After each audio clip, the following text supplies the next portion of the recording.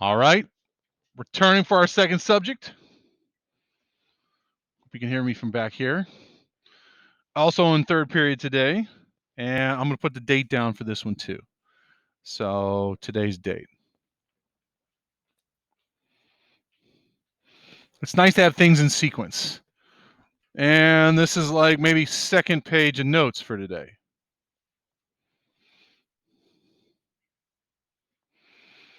In our first video, we talked about study types, and now we're going to get just a little bit deeper into types of variables. So I'm going to use that as the title here for my graphic organizer. This one is variable types. I put down this is the second page of notes on the day.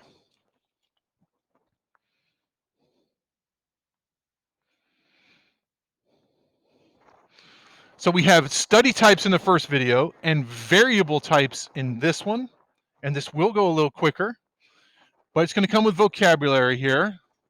I'm going to draw myself a line so I know my spaces are all to do with this subject in the middle, and I have three. I have variables that are called categorical,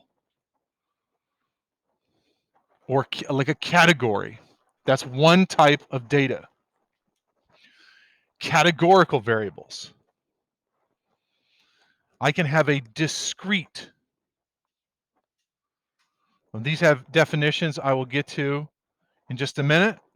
Discrete, let's go ahead and put variables there. So there are categorical variables.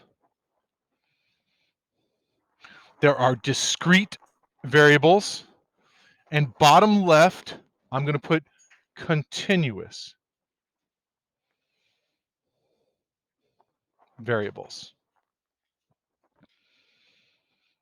And with this, you are to the end of the vocabulary that is going to be within the range of our test. We will have these last three vocabulary terms. Okay. I'm going to zoom in even tighter on categorical variables. Here we go.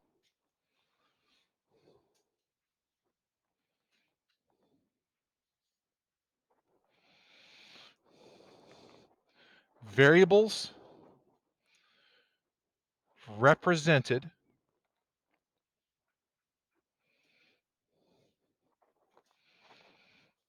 by values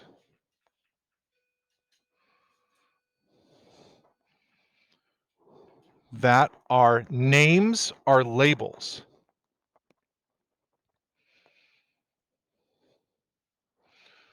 So this is a kind of data that is not necessarily a number. Examples. A category that is returned as a value, I could say, what's your favorite color? It doesn't have a number with it. You would return the value of orange, blue, red, green, brown, whatever your favorite color is. A survey would be the same. My category is like yes, no, or maybe. And these are very good variables. You can do a lot of statistical studies with them, but you have a category that is the data returned. So they might say, do you like school this year? Yes, no, maybe. Right? A lot of no's in the room. You can collect data that way from a population and make a conclusion on how high school students are feeling. But your data was going to look like yes, no, or maybe. It's not a number. Okay? So categorical, the clue is in it. It says category is part of the word. Your data is in a category. Okay. Discrete. I'm going to move to the right. And again, I'll put this up at the end so you guys can see it. Discrete variables. Top right. These variables variables can only be whole numbers.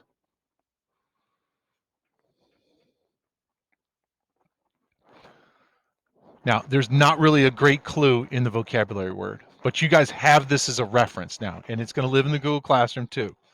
A discrete variable can only be a whole number. And examples, okay? One of them we did here in class was number of people in your household.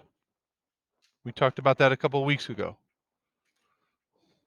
So I have to answer that question with a whole number. I can't have half of a person. It is discrete data because there's either one people or two people or three people or four people. I can't record half of a person despite what I think of my little brother.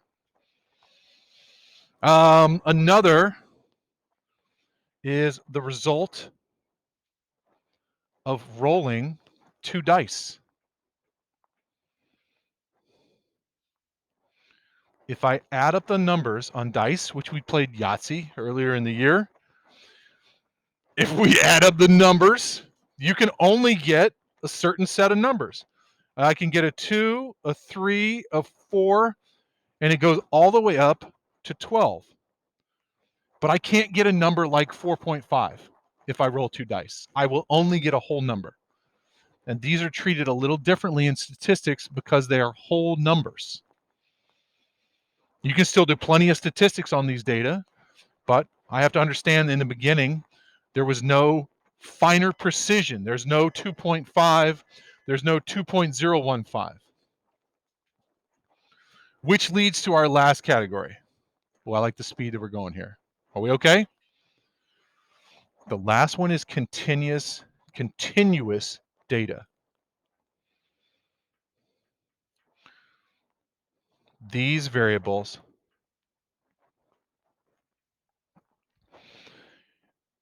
can take on any value within a range. Now, we covered range recently. A range is, from the smallest value possible to the largest value possible. Okay, some examples, and I'll give you some specifics here, are measurements.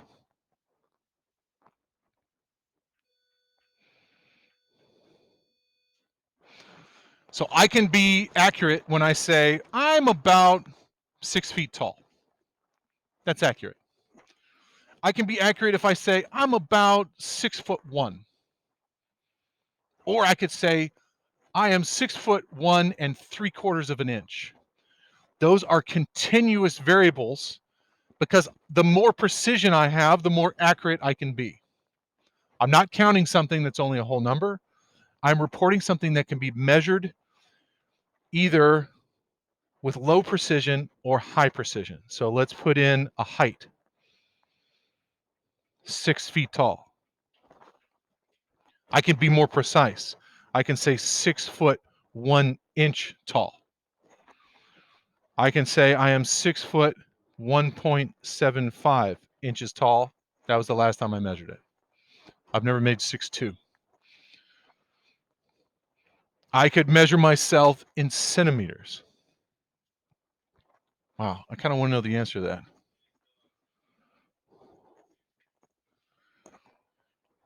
Hey Siri, what is 6 feet in centimeters? Oh, okay. So Siri says that my height would be about 183 centimeters. But I can be more specific than that. Oh, Siri, where'd your answer go? I could say I am 182.9 centimeters.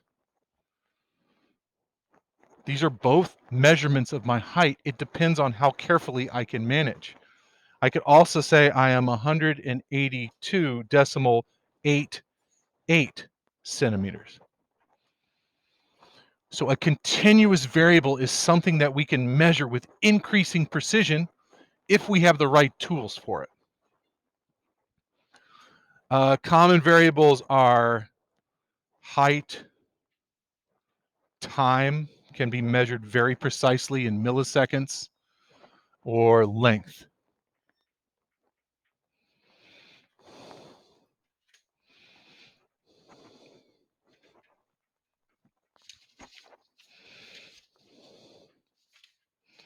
How we doing, team?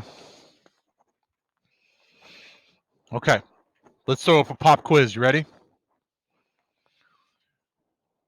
In my fourth space, name the variable type. You ready?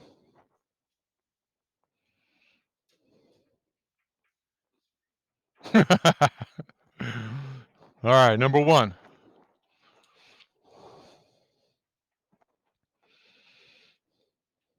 Number of people in third period. What type of variable is it? It's definitely an observational study. The number of people, it could change every day. The number of people in third period. Is it categorical, discrete, or continuous? Not yet.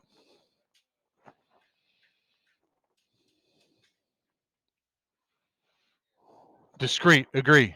This one is discrete. All I see in front of me are whole bodies. I cannot have half a person in class today. Some of you may think like maybe I'm halfway there, but your physical body is here. You count as one whole person. Number two, fave ice cream.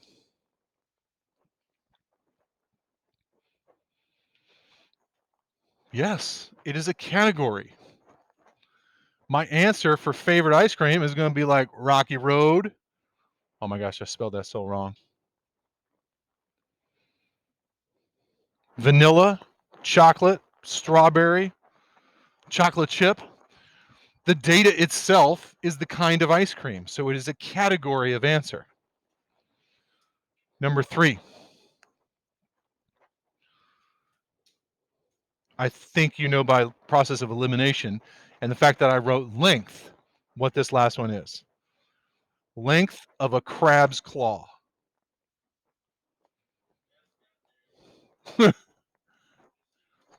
Continuous. Choose different words, but I agree. It is continuous. If I had to measure the length of a crab's claw, it's not very big. I would probably get a special tool that could give me a tenth or a hundredth of a millimeter if I was going to do science on how long the crab's claw is. And I have seen scientific papers like that. Absolutely. Yeah. Yeah. You take a crab's claw and sometimes they can grow it back. Okay. The practice that takes us to the end of the hour, which is about 10 minutes. I will put this up when I stop the video, but the practice that takes us there is on the back. And you're going to zoom in and see real data. I zoomed in on number 5 here, which says the number of people in cars. Number of people. I've got 1, 2, 3, 4, 5, 6, 7 cars. And inside the car, I have number of passengers. Is this categorical, discrete, or continuous? I heard some disagreement. They are whole numbers. They are number of people. What do you think?